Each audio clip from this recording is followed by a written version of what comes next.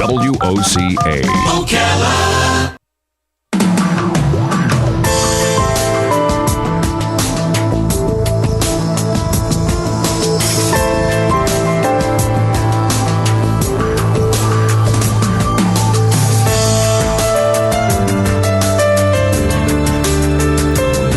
All right, 25 minutes before 11 o'clock. Thank you for tuning in. Gosh, we have an example of somebody we actually know who was the owner of one of the stations that we worked for, who ended up becoming an employee of the station because he sold it to somebody else and then actually being knocked down a few notches by his new bosses. Yeah. Steve Jobs is a great example of somebody who started a huge company, Apple, of course, and then was basically fired and kicked out.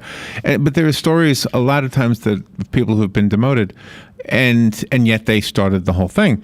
Yeah. It is probably, I'm sure there's a story behind each one of those stories, and if for the better good, the greater good of the entire organization, it makes sense, then it makes sense. If it makes sense, it makes sense, right? Randy Nelson is on the phone. He, in addition to this business discussion we're going to have, he's got an amazing military career. He's a former nuclear submarine officer in the U.S. Navy. He's the co-founder of Orion International and N-Star Global Services. He runs Gold Dolphins, which is a coaching and consulting firm, I love the name, to help entrepreneurial leaders. And he's got this book called The Second Decision, The Qualified Entrepreneur. And let's just talk to Randy about this. Good morning, Randy. How are you? I'm doing great. How are you? Thanks for having me. Thank you for being on the air with us. This is a fascinating topic because in one aspect, if you're like on the sidelines, it looks unfair. This guy started the business, or this lady started the business. All of a sudden, it gets way big. I don't know if it happened to Mrs. Fields with Mrs. Fields Cookies or Famous Amos, but some of the people who are household names ended up getting fired from the job that they created. You bet. Yeah. Did this happen to you? It did not happen to me. I actually did it voluntarily. I built two different businesses, and at year 13 in one of them and at year 11 in the other, I decided that I was not the best person to run the company for the next 3 to 5 years, that there was somebody at that stage of the company that was really the right person, and I need to go back and start new companies. So is this something instinctive, or is this something that, because this is true for the military too, you have to recognize when somebody is better than you, and you need to let that person have the control. Mm-hmm. Yeah, a big focus of mine is increasing the self-awareness of entrepreneurs. And self-awareness. We know that entrepreneurs clearly have self-confidence. I know I was full of it when I started my businesses. What I lacked, I think, was the self-awareness component, which that's when you really got to understand where your weaknesses are, and you can either compensate for them or you've got to overcome them. But a lot of people, if they increase their self-awareness, then the decision to step down or step aside or do something different would become an easier one. It's ego that makes it really difficult for many people. Would you agree? Oh, yes, absolutely. And I have a mentor of mine who, he said the biggest gift that I can give to entrepreneurs is to let them know that it's okay to step down. Because sometimes a lot of people think they're letting their company down if they were the founder, and now they're getting to the point where they really don't want to be that leader, and they think they have to be, but they really don't have to be. There's other people who can take over for them. Is it a hard pill to swallow? Let's say all of the let's say for 10 years you've been at the helm, and maybe somebody you respect, but maybe you don't see eye to eye, but you actually have to admit, gosh, this guy's going to be better at this than I am. I mean, that's got to be a hard pill to swallow. Well, it depends. There are stages in every business, and the first stage when you're starting it up, that's the pure entrepreneurial stage where everybody's excited, everybody's smiling. You may have no money, you may have massive amounts of debt, but for some reason we're really, really happy because we have our own company. And after 10, 15 years, you've been through a couple economic cycles. It's different. And for me, the operational became a little mundane, a little boring. And I knew there were people that were outstanding at that, and I wasn't the best person anymore. So, I think it's recognizing where you're at and what the future lies, and where you really want to be and where your passion is. And that's so very important, because when a person starts their company, it's just themselves and a very tiny core of people. And then once that company starts growing, you have to allow others to come on board. And sometimes they have ideas that you need to listen to make the company grow. And then the person that started it has to learn to delegate, otherwise the business might fail. Yeah, I heard a great quote. Leadership is a privilege.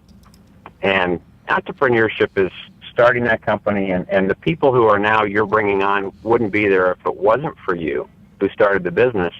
But once you've got that company up and running and you've got more responsibility, then it does become a leadership issue. And I love the phrase leadership is a privilege, because it pushes the business from being all about the entrepreneur to being about what's best for the company. I neglected to mention, I don't think I mentioned the title of the book. The book is called The Second Decision, The Qualified Entrepreneur. And Randy Nelson is, of course, our guest. He's the author of the book. Now, one of the things that I think you've done is you've labeled, you've identified what we can do if we are stepping down. We can become, let's see, the different things are the leader, the role player, and the creator. The creator basically moves on to something else, doesn't he? Yeah. Yeah, sure does. Yeah, I've done that twice. I made that second decision twice. Did you have this built-in creativity and entrepreneurship prior to you going into the submarine end of the Navy, or was this something that you noticed along the way and then incorporated it into your life? I looking back, I was probably the typical kid when we actually still had newspaper routes. I delivered newspapers door to door. I sold sunflower seeds and all sorts of other things. So I think I enjoyed that aspect. I think in the military, when you get the leadership aspect, and then there's a lot of professions that you can work a lot harder than everybody else and get paid the same. And I think at that point, I started to think, geez, maybe I should try something on my own where it's truly up to me whether I'm mildly successful, massively successful. So I think I had it from a long time. There are a lot of entrepreneurs, quote unquote, that really did not reinvent the wheel. They basically did something very similar to what somebody else may have done. I mean, how many chicken restaurants are out there? That, Yeah. I don't know if Colonel Sanders was the first. I doubt it, but how many burger stands are there? And yet there's always something about them that's different. So the idea is the core idea might be duplicatable, replicable, but maybe the peripheral ideas are not. Well, you started this whole program by talking about Steve Jobs, and Apple is noted. They never invented any of it. They came in after iTunes was not the beginning of music. The Apple Watch is not the first watch out there. Good point. Yeah. Everything that Steve Jobs and now Tim Cook and Apple has done has taken something that was out there but not as efficient or as great as it could have been and made it better. So I don't think you necessarily have to be first, but Jim Collins is one of the best business writers out there. You have to be the best if you're going to last. Wow. Is there a test to determine A, whether everything is becoming stagnant, or B, whether you are becoming stagnant or somebody else needs to take your place? Well, that's why I put in the book, and what I do with my clients is, in the military I had to get qualified before the captain would let me drive submarine. Makes sense. He's not going to give me authority and of course, responsibility until I know what I'm doing. It worked completely the opposite in the entrepreneurial world. You go online tonight, you start a company, you call yourself founder, president, CEO, and you don't have to know anything. So what I did was I put together an entrepreneur qual card, because my challenge to entrepreneurial leaders is, if you want to be the leader, I want you to grow your leadership skills as fast as the company is growing. Otherwise, you're the problem. Oh my! That's right. That's right, boy, and that's another hard pill to swallow. We need to take a little break, Randy. So let's just take a breather here and listen to the weather and a couple of commercials, and we'll be right back. There's a lot of information in the book. This is really going to help a lot of people. It is hard to see yourself as the problem, but that doesn't mean you can't have an important role in the very dream that you had. So we'll look at some of these things when we come back. I mean, some great examples right down the road in the Disney company, right? A lot of people down there. All right, we'll take a break. We will be right back. The weather is brought to you by myfwc.com. Safe boating is no accident. It'll be partly sunny today and hot with a thunderstorm around, mainly during the afternoon and evening hours, the high 92 to 96. Partly cloudy overnight, low 73 to 77. For tomorrow, times of clouds and sun with a thunderstorm or two around, mainly during the afternoon and evening hours, the high 91 to 95. Saturday, sunshine mixing with clouds with an afternoon thunderstorm in spots, the high 91 to 95. From the Florida Weather Center, I'm meteorologist Joe Lundberg.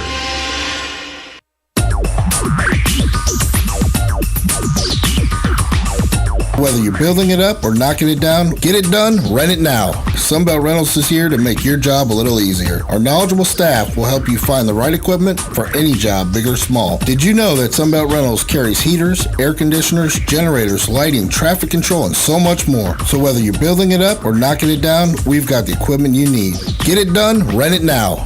And right now, for a limited time, you can have it for less. Just by mentioning this ad, if you rent it Friday afternoon, you can keep it the whole weekend and only pay for one day. But this is a limited time offer, so stop into Sunbelt Rentals today, Northwest 27th, just a quarter mile east of I-75. For more information, just give us a call, 352-369-9101. 352-369-9101. Sunbelt Rentals. Get it done, rent it now. 352-369-9101.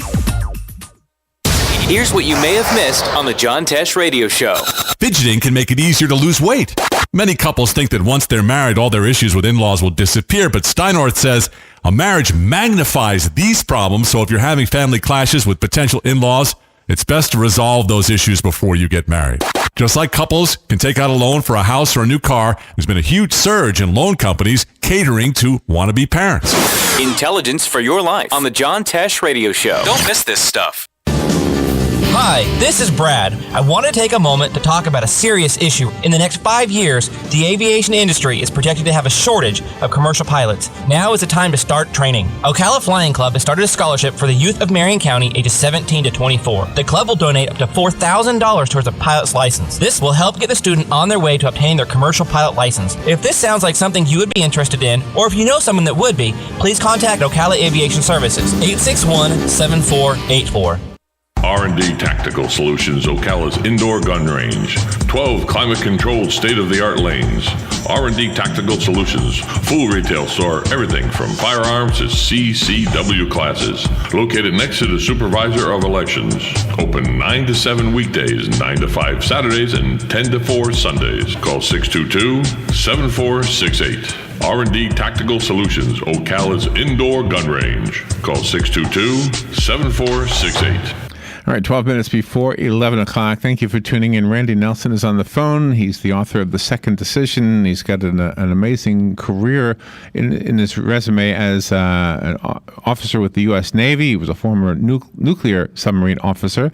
And he's got a very insightful look at entrepreneurs and where they should stand in their own organization if things aren't going so well. I did a real quick search, Randy, during the break, and I found a woman by the name, and I should know this, but I don't. Sophia Amoruso. Do you know who she is?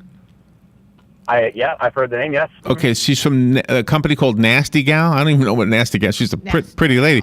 But it says here that in January of this year, she stepped down. She started this thing called Nasty Gal.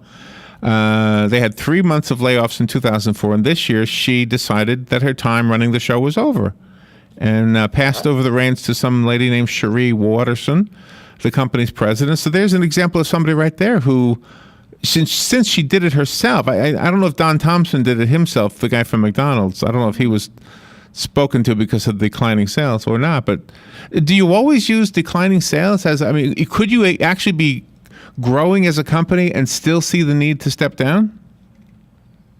Oh, absolutely. Because I would say especially for entrepreneurs, because the fast growth stage requires so many different skills than just creating a product. You've got to start building system, processes, hiring, all the aspects of building a business that you have to be able to do well to scale. And a lot of entrepreneurs simply don't have the patience for it. So does the book give us? It looks like it's a workbook in a way that it'll give us a way to kind of test ourselves and see if it's time for us to maybe step back. Yeah, what I do is I built the book around really the failure statistics, which are pretty dismal. I'll throw out a couple of them. 50% of businesses fail within 5 years, 70% within 10. And the other, I would call it staggering statistic, is more businesses for the first time in our country's history are shutting down than are starting up. So I built this qual card where you, at the end of every chapter, can look at the basic requirements, and each chapter is built around the major reasons why companies fail. So 60% up to 90% of companies fail because they lack cash. So I have a chapter that talks about cash and covenants for the bank. And I just ask you to look at it. Are you doing these things, or is your organization not doing any of them? You know, when I see Oprah on the cover of her own magazine, every time I go to the grocery store, I think it's about time to put somebody else on the cover. Yeah. Maybe she needs to step down as top model or something.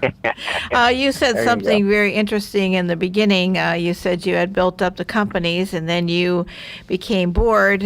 You sold them, and then you realized that's where your passion lies. You are one to recognize a challenge, and you want to take something and build it up and then move on to the next creative endeavor. And that is really an amazing part of what you do. Yeah, I think that's, well, first of all, thank you. There's a statistic out there, the average, it's the Fortune 500 CEO, successful Fortune 500 CEO, the average tenure is 10 to 15 years. So, for me, and this is another message I'm trying to bring out to the entrepreneurial space, is we have a lot of failures out there right now, and the people who can help with that statistic are not in the right seat. They need to be back out there starting companies and putting somebody who's a better CEO in to run their current companies. Then we could multiply a little bit more. We could have more great companies. Oh, that's an interesting thought. But don't you think the average creative business person, the person who's creative business-wise, I guess somebody who can create businesses, would constantly be having ideas like that? It's almost like L. Ron Hubbard had an idea to start a religion. Mm-hmm, right. Yeah, that's why a lot of people get fired, because they have so many ideas, but they don't have any. They're not doing anything with them. And some people just want. Some people, when things get too good, they just want to screw it up because they get bored. Mm-hmm. So they start changing things. Just to change them. So, I think that's where some people end up getting themselves fired, because maybe they do become part of the problem. Why are some chain stores more successful than the smaller stores in different communities? Because they have two different things they offer. Yeah, I think when you get to big companies, a lot of it gets back to operational excellence, which is a skill that I don't have. There are people who are so good at that. Walmart makes amazing operational decisions that they can make just a little bit more profit than everybody else. A lot of entrepreneurs don't necessarily have that laser focus like a Walmart does. So what happens now? You're the head guy, and your CEO hands you a copy of the book, The Second Decision, and you take it to your desk and you're reading it and you go, uh-oh, I think they're trying to tell me something. They might want me to step down. So who's picking up the book? Is it the people who really are questioning their own ability? Is it the people who just want to test themselves, or who is picking up the book? Yeah, that's a great question. I've answered it, a number of times, and I think the people who will pick it up 100% of the time are budding entrepreneurs, people who want to have their own business. People are thinking about having their own business. Yeah, I think so. Because they look at it and say, boy, I want to learn this stuff. And when they read it, it's common sense stuff that they say, of course, when I get to this point, I'm going to want to do the things he's telling me to do. Yeah. I think the people who will hesitate are the people who need it the most, because when they start looking through the book, they're already operating a company, and they're going to start to look at it and say, boy, I'm not doing any of these things. And I have to tell this story because all this stuff sounds great, and I've got, I think, a very good message for people, but I got to be honest, I screwed all this stuff up first. In 1999, I had been in my first business for 8 years, and we had grown 50% a year. I got accepted into a program called Birthing a Giants, which was put on between MIT and the Entrepreneur Organization. 60 of us from around the world were selected to go to a program at MIT, and we committed to a 3-year period. And I went into that thing so confident. Yes, I'll use the word cocky. I knew I knew everything, and I was growing 50% a year. I'm sure I could teach people everything. Within 4 hours of that class starting, I was shell-shocked at how dumb I was and how little I knew. Oh, wow. And I think if there's one thing that entrepreneurs can do well that I think is a must for them, is they've got to surround themselves with somebody who can give them candid feedback, so that they understand and are able to transition from the I don't know what I don't know to the I know what I don't know leader. Until that happens, they're not going to be able to do the things that I ask them to do. And they believe they know everything. And the one thing that is maybe more true now than ever is that technology has really changed a lot. And if you're an older person, you don't necessarily have to be totally ignorant about technology, but there's a good chance somebody younger than you knows it better than you. It's just a fact of modern life, I think. And if that's important, then you need to look and see if it's maybe something you need to step away from. There's a commercial that comes on YouTube all the time. It's this guy, I don't know what it's advertising, but the guy says, it's time for a meeting. And they go, well, we just had a meeting, an online meeting. Mm-hmm. Have you ever seen this ad on YouTube or anything? But it's the idea that you can get to the point where you need to recognize you need to step down. Really interesting topic. It's never come up before. Exactly. Robin and I have done this show for a long time, and this topic has never come up. We've talked about it, though. You know where we talk about it? I see a lot of people who put their face in their ads. Mm-hmm. And you realize, they got somebody better looking that could be in those ads. Yeah, exactly. Yeah. Randy, how do we? Let me give the copy away that I got here. I was sent a copy of the book, so call me if you want the copy that was sent to us. The number is 622-9622. The rest of us have to go buy it. Randy H. Nelson is who you will look up on the internet. The book is called The Second Decision. Do you have a website for the book, Randy? It's www.randyhnelson.com. Easy enough. And where are you, in North Carolina? I am right in the Raleigh area. Oh, okay. Okay, all right. How do you keep sane when you're doing all of this? Because you not only have to have a responsibility toward yourself, but you have to have a responsibility toward the other people in your company and family. I got great advice back at that program I talked about in '99, because we all get all fired up about our business plan, and we get our 3 to 5 year plan, and we're going to take over the world. The advice I got was build your 3 to 5 year personal plan first, and once that's in, then go back and look at your business plan. And if there's adjustments that need to be made so that you can balance both, I've always found that was very good advice, especially in raising kids and trying to build businesses. You got to find time. You got to find time to do that. And then for the company, I go back to leadership as a privilege. Yeah. Once the entrepreneur's idea takes off, they've got to be able to understand that there's a responsibility beyond just look at themselves and pat themselves on the back. Good point. Wow. Using driving as a metaphor, if you wait too long, you're going to crash. Once you're too old to drive, you better let somebody else do the driving. Yeah. Let me give away this copy. Good morning. You've got the book. Who's this? Good morning. This is Elizabeth. I am listening to the program, and I'm fascinating about all the points you are stressing out. Hold on, Elizabeth. We're at the end. Randy, thank you so much for being on there with us today. All studios. This is You bet. Thanks for having me. We'll be right back. Ocala, Gainesville, The Villages, 1370 AM, 96.3 FM, The Source. This is a Fox News alert. I'm Lillian Wu. The suspect has been identified in the massacre at a black church in Charleston. Police releasing a flyer saying the subject is 21-year-old Dylan Roof of the Columbia area. Charleston Mayor Joe Riley calling the culprit somebody filled with hate. The gunman who killed 9 people remains at large. Police putting out images from surveillance video. What we need now is to get the assistance of the community.